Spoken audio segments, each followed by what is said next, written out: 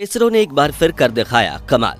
पुष्पक विमान ने लगातार तीसरी बार सफल लैंडिंग कर रचा इतिहास। क्या अंतरिक्ष में भारत करेगा चीन और अमेरिका का पत्ता साफ?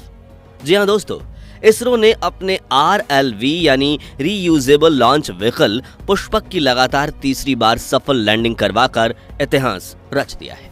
आज से कुछ साल पहले इसरो के वैज्ञानिकों ने यह देखा कि अमेरिकी स्पेस एजेंसी नासा और स्पेस एक्स से लेकर चीनी स्पेस एजेंसी तक हर कोई रीयूजेबल रॉकेट बूस्टर्स बनाने की कोशिश में लगे हुए हैं। इसलिए इस टेक्नोलॉजी पर समय और पैसा बर्बाद न करते हुए हम एक ऐसा लॉन्च व्हीकल ही बना देते हैं जो अंतरिक्ष में जाएगा, सैटेलाइट को पृथ्वी के ऑर्बिट में छोड़ेगा और एक हवाई जहाज की तरह वापस पृथ्वी पर आकर लैंड कर जाएगा। इस महत्वाकांक्षी सपने के साथ साल 2012 में जब इसरो ने पुष्पक पर काम करना शुरू किया था तो अमेरिका और चीन ने भारत का काफी मजाक बनाया था, लेकिन पुष्पक ने सक्सेसफुल लैंडिंग की हैट्रिक लगाकर मजाक उड़ाने वालों की बोलती बंद कर दी है। तो इसरो ने कैसे किया पुष्पक का सफल परीक्षण और कैसे ये विमान स्पेस एक्सप्लोरेशन फील्ड में इसरो के भविष्य को बदल कर रख देगा, जानने के लिए इस वीडियो में आखिर तक बने रहिए। लेकिन उससे पहले इसरो की इस ऐतिहासिक जीत के लिए एक वीडियो को लाइक तो जरूर कर दीजिए।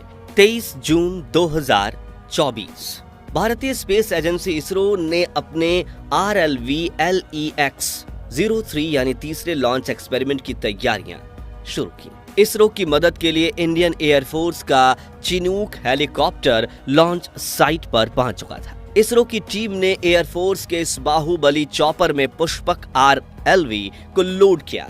फिर चिनूक ऊंची उड़ान भरते हुए पुष्पक को 14,000 फीट यानी 4.2 किलोमीटर की ऊंचाई पर ले गया और नीचे की तरफ फेंक दिया। आपको बता दें कि पुष्पक ऑटोनोमस लैंडिंग टेक्नोलॉजी पर काम करता है, यानी इस लॉन्च व्हीकल में किसी पायलट के बैठने की जगह नहीं है, बल्कि ये खुद अपनी लैंडिंग साइट को आइडेंटिफाई करता है और वहां लैंड कर जाता है। इस मिशन के पहले इसरो ने 2 बार पुष्पक की टेस्टिंग कर ली थी और ये फाइनल टेस्ट था, जिसमें पास होते ही ये लॉन्च व्हीकल इसरो के लिए अंतरिक्ष में कामयाबी के नए दरवाजे खोलने वाला था। इसलिए अमेरिका से लेकर चीन तक हर स्पेस सुपर पावर देश की नजर भारत पर टिकी हुई थी। वहीं इसरो इस परीक्षण को बेंगलुरु से करीब 220 किलोमीटर दूर चित्रदुर्ग जिले के चल्लकेर में एरोनॉटिकल टेस्ट रेंज में कर रहा था। जहां पहुंचे इसरो के वैज्ञानिकों के दिलों की धड़कन तो तब बढ़ती है जब चिनूक चॉपर इस करोड़ों के लॉन्च व्हीकल को 14,000 फीट की ऊंचाई से फ्री फॉल करवा देता है, क्योंकि उस वक्त अचानक से हवाओं की रफ्तार तेज हो गई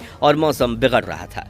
ऐसे में पुष्पक के लिए ये बड़े इम्तिहान की घड़ी थी और अगर इसका ऑटोनोमस लैंडिंग सिस्टम ऑन नहीं होता तो ये जमीन पर गिरकर तबाह हो जाता। इस प्रोजेक्ट पर लगे 100 करोड़ रुपए आग की लपटों में आकर धुआं हो जाते। लेकिन इसरो के वैज्ञानिकों ने पुष्पक को इतनी सटीक तरीके से बनाया था कि चिनूक से अलग होते ही उसका ऑटोमेटिक लैंडिंग सीक्वेंस को ऑन कर दिया गया और अपने लैंडिंग रनवे की तरफ वो बढ़ने लगा। धुएं के घने बादल छोड़ते हुए पुष्पक रनवे की तरफ बढ़ रहा था, तब वो हवा में तैरते हुए परिंदे से कम नहीं लग रहा था।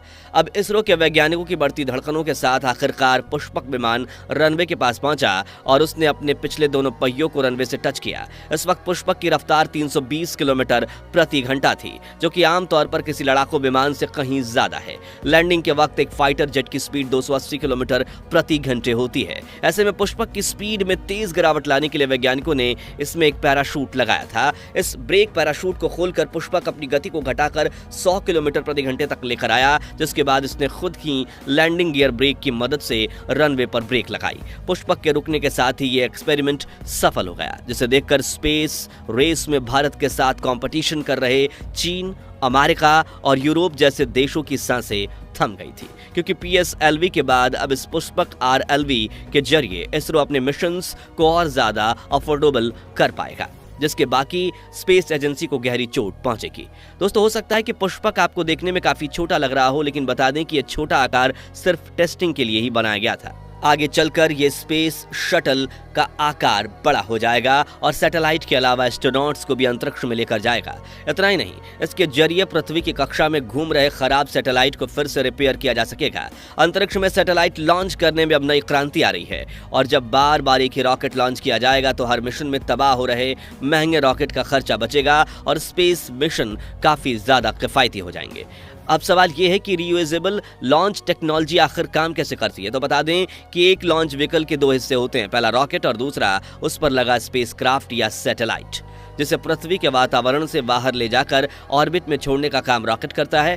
इस वक्त दुनिया भर की ज्यादातर स्पेस एजेंसीज लॉन्च के बाद रॉकेट या बूस्टर्स को समुद्र में गिरा देती हैं, यानी दोबारा इसका इस्तेमाल नहीं किया जा सकता। लेकिन रीयूजेबल टेक्नोलॉजी की मदद से रॉकेट को सही सलामत लैंड करवाया जा सकता है, जिसके बाद उसकी हल्की फुल्की मरम्मत करके और नया ईंधन भरकर उसे फिर से इस्तेमाल किया जा सकता है। इस वक्त एलन मस्क की private space company space x reusable technology का इस्तेमाल कर रही है, लेकिन वो लोग रॉकेट के नीचे हिस्से यानी बूस्टर्स को बचाते हैं, जबकि इसरो का पुष्पक लॉन्च व्हीकल रॉकेट के ऊपरी हिस्से को बचाएगा, जो बूस्टर्स के मुकाबले काफी जटिल और महंगा होता है। वहीं पुष्पक का ऑटोनोमस लैंडिंग सीक्वेंस इसे सीधा रनवे पर ही लैंड करवाएगा, जिससे इसे दूर समंदर में जाकर रेस्क्यू कर लाने की जरूरत नहीं पड़ेगी।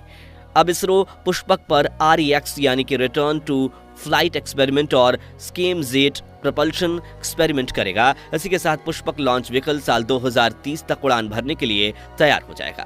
दोस्तों, आपको ये जानकर गर्व होगा कि जहां नासा को एक सैटेलाइट लॉन्च करने में 5000 करोड़ से भी ज्यादा का खर्च होता है और रीयूजेबल रॉकेट बूस्टर बनाने वाली अमेरिकी कंपनी स्पेस एक्स के एक लॉन्च की लागत करीब $50 मिलियन यानी 400 करोड़ रुपए है, वहीं इसरो के PSLV यानी पोलर सैटेलाइट लॉन्च व्हीकल से एक सैटेलाइट लॉन्च करने का खर्चा 135 से 200 करोड़ रुपए के बीच आता है, जो पहले ही दुनिया की कई स्पेस एजेंसीज से काफी ज्यादा कम है। लेकिन पुष्पक की सफलता के बाद यह खर्चा 10 करोड़ से भी कम हो जाएगा, जिसे देखते हुए सिंगापुर और जापान से लेकर दर्जनों देश इसरो के पास अपने सैटेलाइट लॉन्च की 5 साल पहले एडवांस में बुकिंग करवाने के लिए भी तैयार हैं।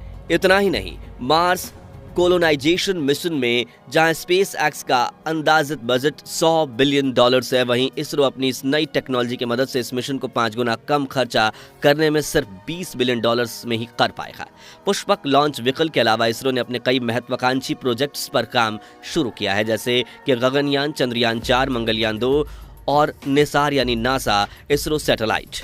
इन सभी मिशंस के बारे में संक्षिप्त में जाने तो गगनयान मिशन में इसरो ने एक ऐसा स्पेसक्राफ्ट डिजाइन किया है जो भारतीय एस्ट्रोनॉट को पहली बार अंतरिक्ष में ले जाएगा, जहां वो पृथ्वी की 400 किलोमीटर की ऑर्बिट में 3 दिनों तक घूमते हुए कई एक्सपेरिमेंट करेंगे, जिसके बाद गगनयान का लैंडर उन्हें सही सलामत पृथ्वी पर वापस ले आएगा। ये मिशन अगले साल यानी 2025 में किया जाएगा। गगनयान के बाद चंद्रयान 4, चंद्रयान 3 की अपार सफलता के बाद इसरो चंद्रयान 4 मिशन पर काम कर रही है। ये एक सैंपल कलेक्शन मिशन है, जिसमें विक्रम लैंडर चांद पर लैंड करेगा और अपने रोबोटिक आर्म से वहां के मिट्टी और पत्थरों के सैंपल कलेक्ट करेगा और पृथ्वी पर वापस आ जाएगा। इस मिशन को साल 2026 में लॉन्च किया जाएगा। मंगलयान 2, साल 2013 में लॉन्च किया गया मंगलयान 1 इसरो का पहला इंटरप्लेनेटरी मिशन था, जिसमें एक ऑर्बिटर को मंगल ग्रह की ऑर्बिट में सिर्फ 6 महीनों तक के लिए भेजा गया था, लेकिन इसरो की उन्नत टेक्नोलॉजी की वजह से यह मिशन 7 साल और 6 महीने तक चला और अप्रैल 2022 में मंगलयान से लास्ट कनेक्ट के बाद इसरो अब मंगलयान 2 लॉन्च करने की प्लानिंग में लगा हुआ है, जिसे 2027 के लिए शेड्यूल किया गया है। निसार, दोस्तों, नासा इसरो सार नामक ये सैटेलाइट पृथ्वी की लोअर ऑर्बिट में लॉन्च की जाएगी, जो पृथ्वी के इकोसिस्टम, वेजिटेशन, बायोमास, समंदर के स्तर में बदलाव, तेजी से पिघल रही बर्फ के पिघलने की गति, ग्राउंड वाटर लेवल्स और भूकंप, सुनामी एंड लैंडस्लाइड जैसी कुदरती आपदाओं के बारे में पूरी जानकारी देगी। कुल मिलाकर ये पृथ्वी के हर पहलू की मैपिंग करेगी। फिलहाल दोस्तों, अब आप पुष्पक लॉन्च व्हीकल की ऐतिहासिक सफलता के लिए इसरो के वैज्ञानिकों को कमेंट बॉक्स में बधाई जरूर दीजिए और ये भी बताइए कि स्पेस एक्सप्लोरेशन फील्ड में इसरो का फ्यूचर कैसा होगा। इस वीडियो को लाइक और शेयर करके देश के लिए दिन रात मेहनत कर रहे इसरो के वैज्ञानिकों को सपोर्ट कीजिए और ऐसी लेटेस्ट खबरों के लिए इस चैनल को सब्सक्राइब करके पास वाली घंटी जरूर बजा दीजिए। जय हिंद, जय भारत।